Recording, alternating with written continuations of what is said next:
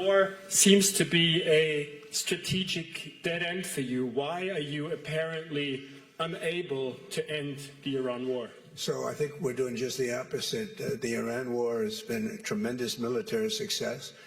And, you know, I can only answer the question by saying they're not going to have a nuclear weapon. I was there for one reason, that Iran cannot have a nuclear weapon. I call it, we denuclearize Iran, and that's happened. They will never have a nuclear weapon.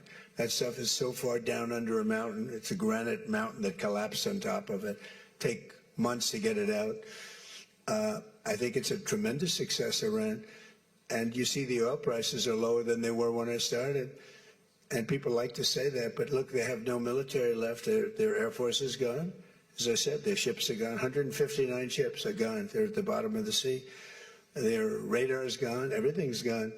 So when you say not a success, it's a tremendous success. The fake news likes to say how well they're doing. They're doing terribly. They have 350% inflation. When the war started, they had like 6%, 5%. They want to make a deal, but they don't know how to make a deal, and then they go around shooting ships at night. I don't like that. You know, they're dealing with very fine people.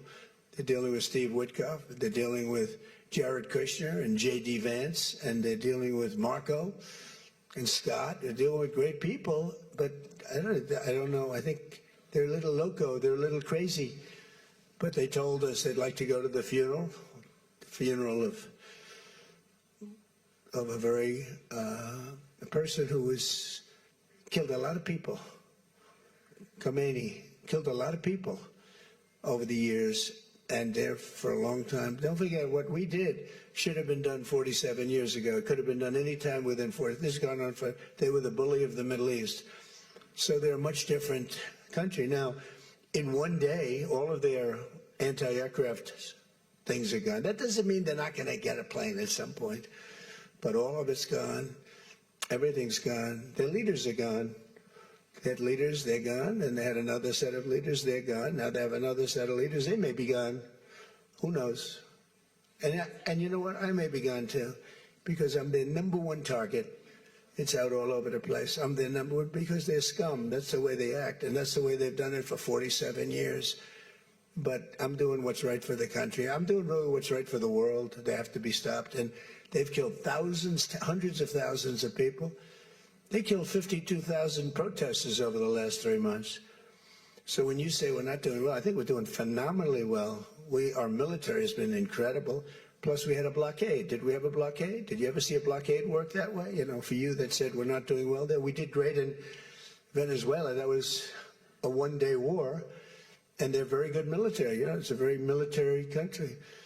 We took out one of the worst human beings in the world, Maduro, and he's in jail waiting for trial. But what he did to this country was incredible, including the fact, not only the drugs, but he had people pour into the country from prisons. They opened up their prisons. They allowed them to come in. We're getting them out. We're getting them all out.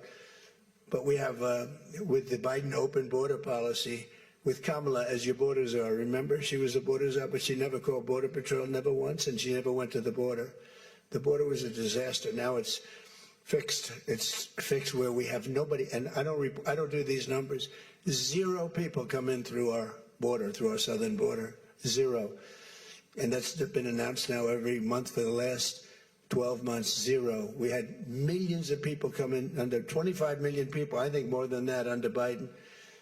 And they weren't people that you want, and for the most part, they were drug dealers. They were escaped from, think of it, all the prisons, and I'm not just talking about from South America, I'm talking about from the Congo, I'm talking about from all over the world. The prisons were emptied out.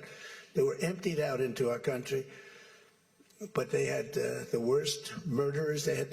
We had people allowed in our country that should never, and they walked in to an open border policy. And all I'm saying is that you're lucky we won this election. Yeah, please. Go ahead.